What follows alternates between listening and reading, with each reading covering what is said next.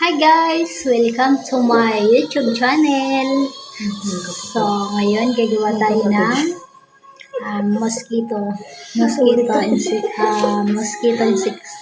insecticide. So, sa pamamagitan ng baking soda, and then meron tayong vinegar, meron tayong alcohol, at meron tayong gloves. So, ayan. Tatry ko muna.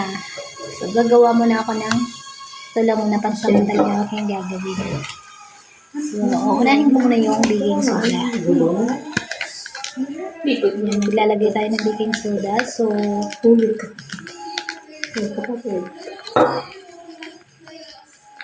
hirap buksan. Ano bukas nito? Teka lang guys, kukuha ko na nila. Nakahubad pa eh.